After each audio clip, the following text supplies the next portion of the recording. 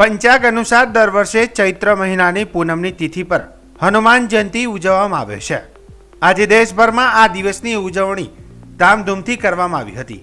આ દિવસે હનુમાનજીની વિશેષ પૂજા અર્ચના પણ કરવામાં આવે છે।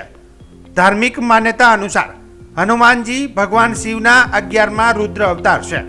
આપણા દેશમાં આ પવિત્ર તહેવાર ખૂબ જ વિશેષ માનવામાં આવે છે।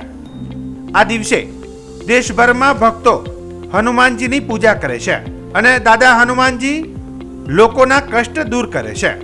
ત્યારે આજે ધાનેરા નગરપાલિકા પાસે આવેલ હનુમાન ચોક ખાતે ખાંડણીયા હનુમાનજી દાદાના મંદિરે હવન પૂજાનું આયોજન કરવામાં આવ્યું હતું અને નવી ધજા પણ ચડાવવામાં આવી હતી।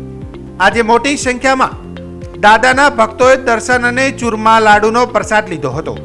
આ પ્રસંગે મંદિરના ભક્તજનોમાં નાનભાઈ ઠક્કર, જયેશભાઈ પટેલ, કમલેશભાઈ જોશી, માધાભાઈ મોદી, કાંતિભાઈ ત્રિવેદી, દશરથભાઈ ઠક્કર, સંદીપભાઈ મહેતા, ભગવાનભાઈ માળી વગેરે પૂજા હવનમાં બેસીને આહુતિ આપી લાભ લીધો હતો। આ પ્રસંગે પંડિત શાસ્ત્રી એવા ત્રંબકેશ્વર મહારાજ શાસ્ત્ર મુજબ મંત્રોચ્ચાર સાથે પાઠ કરી હનુમાન જયંતિના કાર્યક્રમને સફળ બનાવ્યો હતો।